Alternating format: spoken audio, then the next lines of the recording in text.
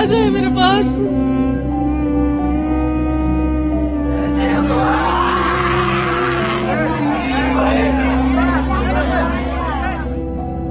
परिवार पे दुखों का पहाड़ टूट पड़ा है।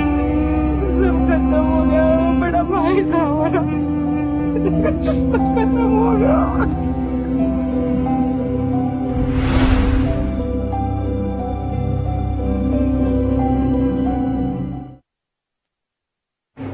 Welcome back.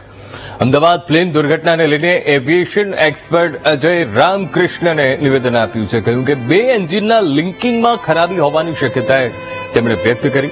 એક એન્જિન ફેલ થયું અને વિમાન નીચે ગયું તે ખોટું છે. બીજા એન્જિનના સહારે વિમાન આગળ જઈ શક્યું હોત. વધુમાં કહ્યું કે જો બીજું એન્જિન ન શરૂ થયું તો એ તપાસનો વિષય છે. ફ્લાઇટ ડેટા રેકોર્ડર આવે ત્યારે જ ખબર પડશે કે આ દુર્ઘટના કેવી રીતે ઘટી. अगर हम लोग सोच रहे हैं कि इसका एक इंजन फेल हो गया फिर भी नीचे चला गया, ये ज्यादातर नामुमकिन है. It should have been able to continue the flight. अगर ये नहीं हो पाया, इसका कारण अभी तो exact I will not be able to tell. We have to wait till the FDR flight data recorder is retrieved, जहां से सारे इंजन के पैरामीटर्स, क्या हो रहा था एयरक्राफ्ट में, वो सारा डेटा मिलेगा.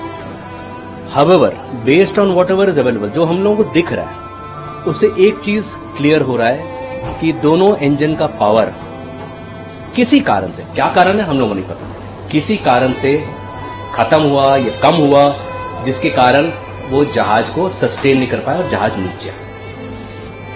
અમદાવાદ પર પ્લેન ક્રેશ રૂપે આબમાંથી એ આફત ત્રાટકી.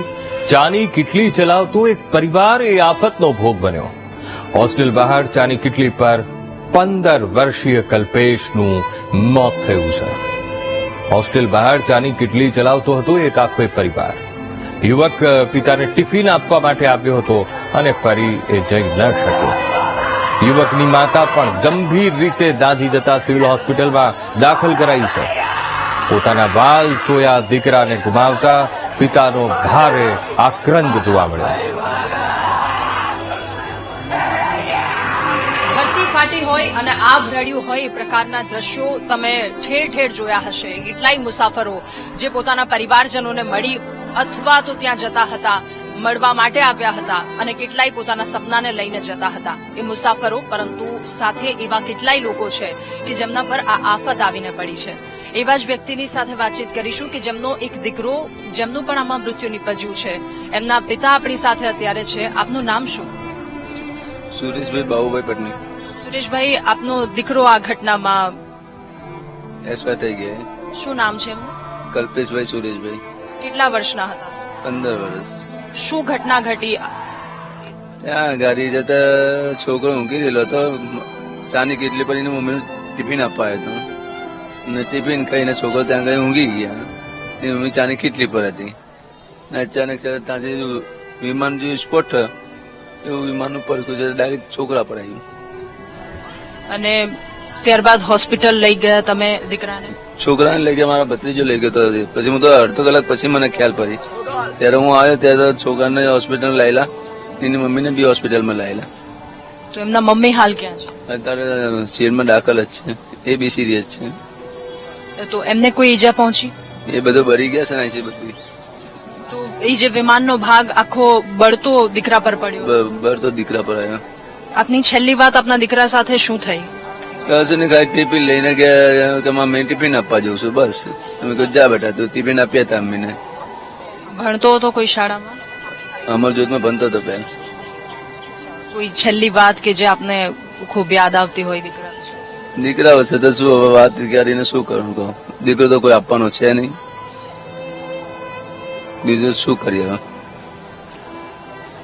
કોઈ યાદ આપની? યાદ તો એક છે બસ કે કોક ભવિષ્ય કોઈ એનો છોકરો હોય તો કોઈ લૂંટાઈ ના જાય એવો. બીજું તો શું યાદ કરીએ.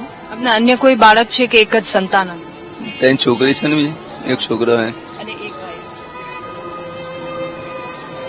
તો આજે આકાશ રડ્યું હોય એ પ્રકારના દ્રશ્યો એમના પરિવારજનો પણ અને હૈયા ફાટ રુદન તેઓ કરી રહ્યા છે. આ પરિસ્થિતિ ખૂબ વધારે ગંભીર, કારણ કે સપનાઓ લઈને જતા એ મુસાફરોના તો જીવ ગયા છે, પરંતુ ચાની કેટલી જેમના પિતા ચલાવે છે એમનો 15 વર્ષીય દીકરો કે જેમનું પણ આ ઘટનામાં મૃત્યુ નીપજ્યું છે.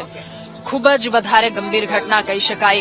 એમની જે હૃદયદ્રાવક એમની જે વાતો છે એ વાતને કદાચ આપણે બોલી પણ નહીં શકીએ, એમને શબ્દમાં પણ નહીં વર્ણવી શકીએ. ખૂબ વધારે અઘરી છે, કપરી પરિસ્થિતિ અમદાવાદીઓ માટે. અને સાથે એ જે બિલ્ડિંગ પર ધરાશાયી થયું, એ પ્લેનનો કેટલો ભાગ ત્યાં ધરાશાયી થયો. એમના દીકરાનું ઘટના સ્થળે જ મોત નીપજ્યું. એમના પત્નીની હાલત ગંભીર હોવાનું તેમણે કહ્યું છે. દાજ્યા હોવાની તેમણે વાત કરી. ઈશ્વરને એ જ પ્રાર્થના કે એમના પત્ની ઝડપથી સાજા થઈ જાય. કેમેરામેન આશિષ સાથે રાધા પ્રજાપતિ, વીટીવી ન્યૂઝ.